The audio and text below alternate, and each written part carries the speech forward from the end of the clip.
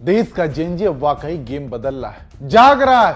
क्योंकि कुछ समय पहले तक जिन मंचों पर अंधभक्तों की भीड़ दिखाई देती थी, आज वहीं पढ़ा लिखा सवाल पूछने वाला जागरूक जेनजी खड़ा है। ऐसे ऐसे मंचों पर पहुंच रहा है जहां सत्ता पर बैठे लोगों से सीधा सवाल पूछ सके, कोई डर नहीं। जिसके बाद से सत्ताधारी पार्टी के प्रवक्ता और गोदी एंकर दोनों की पोल खुलने लगी है। पहले एक छोटा सा नमूना देखिए, फिर पूरी पिक्चर दिखाते हैं। सर, मेरे को ये पूछना है कि आप कह रहे हैं हम गीता पढ़ाएंगे तो मॉरल वैल्यूज इनकलकेट होंगी बच्चों में, तो सबसे पहले पार्लियामेंट में गीता पढ़ाना चालू कर दें, नेताओं में थोड़ी बहुत मॉरल वैल्यूज आ जाएंगी तो बेटर हो। वाह वाह, ये सबके लिए है एकदम। एक बार फिर से ताली बजाइए इनके लिए। देखा आपने, यही होता है जब पढ़ा लिखा युवा सवाल पूछे तो फिर तालियां रुकती नहीं है। खैर, ये तो पहली तस्वीर देखी आपने, कुछ और तस्वीरें दिखाते हैं आपको जहां जेनजी के सवालों ने बीजेपी प्रवक्ताओं की हवा निकाल दी। कब्र खोदने की बात चल रही है। मैं कहता हूं आप शाहजहां की भी खोद दीजिए, अकबर भी खोद दीजिए। अगर उसके खोदने के बाद इन लोगों को अगर बैंक और रेलवे में नौकरी मिल जाती है तो खोल दीजिए, हम खोदेंगे, हम जैसे भी खोदेंगे। मैं कहता हूं मैं अभी छात्र हूं, लेकिन आज कब्र खोदने की बात चलती है। मैं भी राम भक्त हूं, मैं भी राम को बहुत मानता हूं, राम को पूछता हूं, लेकिन जहां जहां राम है आप सर क्यों हार गए? हमको भी लगा था 400 पार हो जाएगी, हमें मानते हैं, हम भी अयोध्या जब से मंदिर बना है तब से 4 बार अयोध्या जा चुके हैं, दर्शन किए हैं। लेकिन सर, जब प्रजा ही दुख से परेशान है, जब प्रजा ही दुखित है, तो कहां का रामराज भाई? देखा आपने, ये युवा अब ट्रोल आर्मी नहीं है, बल्कि तर्क और तथ्यों के साथ मैदान में उतर रहे हैं।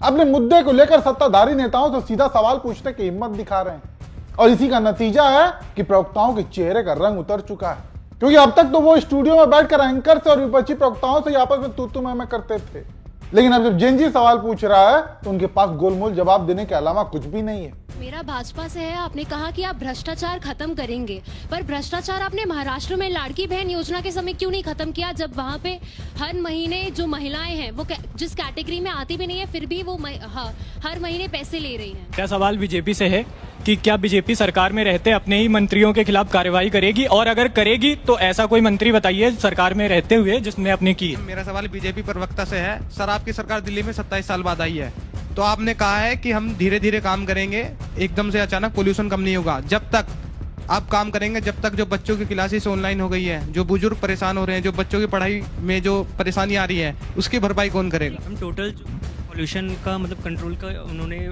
बजट बनाया था, वो था 1885 करोड़, जिसमें से 306 करोड़ जो रुपए थे वो हमारे पॉल्यूशन कंट्रोल में यूज़ होना था। बाकी के 500 करोड़ हमारे यमुना को साफ़ करने के लिए, 500 करोड़ हमारी ग्रीनरी के लिए।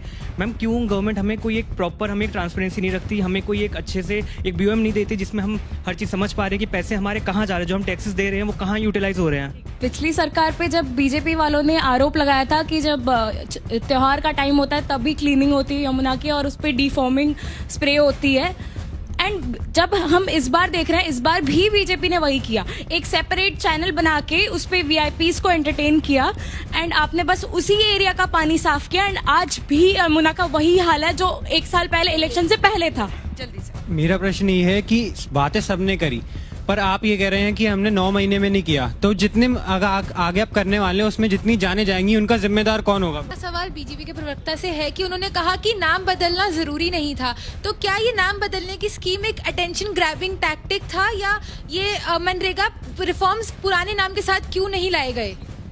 मेरा सवाल सुधांशु जी से है, सॉरी, कि आप नाम बदलने की बात करते हैं सर, तो इतने दिन से आप केंद्र में हैं, तो हम अपने संविधान में कब तक ये पढ़ते रहेंगे कि India that is Bharat, Bharat को भारत क्यों नहीं पढ़ेंगे सर? सुना आपने, देश का जेनजी सरकार की भक्ति करने के बजाय अपने हित से जुड़े मुद्दे को लेकर सवाल कर रहा है, पूरा आंकड़ों के साथ, पूरी तैयारी के साथ आया हुआ है। यानी अगर उसे मौका मिला है सवाल पूछने का, जिम्मेदार लोगों से सवाल पूछने का, तो उसका भरपूर फायदा उठा रहा है, उस मौके को गंभीरता से ले रहा है, उसकी अहमियत को समझ रहा है।